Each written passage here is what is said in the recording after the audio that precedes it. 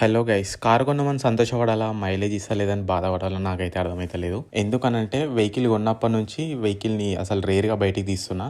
ఎప్పుడైనా లీవ్ దొరికినప్పుడే కార్ని బయటికి తీయడం అయితే అవుతుంది. సో మనం ఈ రోజు ఏం చేద్దామంటే కొంచెం డ్రైవ్ ఎక్కువ చేసి కొంచెం మైలేజ్ అయితే పెంచడానికి ట్రై చేద్దాం. మీరే చూడండి ఇక్కడ మరి మైలేజ్ ఎంత ఇస్తుందంటే 9.4 అయితే ఇస్తుంది. 1 లీటర్ డీజిల్ కి 9.4 అయితే ఇస్తుంది సిటీలో. అదే ఈ రోజు మనం కొంచెం సిటీ అవుట్స్కట్స్ కి వెళ్ళి కొంచెం డ్రైవ్ అయితే చేద్దాం. చూద్దాం మైలేజ్ ఏమైనా ఇంక్రీజ్ అవుతుందా లేదా కాన్స్టెంట్ గా ఇంతే మైలేజ్ ఇస్తుందా ఇదని అయితే చూద్దాం. కార్ తీసుకునేటప్పుడు మనకి ఏమని చెప్పారంటే ఫస్ట్ సర్వీసింగ్ సెకండ్ సర్వీసింగ్ అయిపోయిన తర్వాత మైలేజ్ ఇంక్రీజ్ అవుతుంది, ఒక 13-14 వరకు అయితే వచ్చే ఛాన్స్లు ఉందని చెప్పారు. సో చూద్దాం, మనం కూడా డ్రైవ్ చేసిన తర్వాత ఎంత వస్తుందనే చూద్దాం. సో డ్రైవ్ అయితే స్టార్ట్ అయిపోయినాం.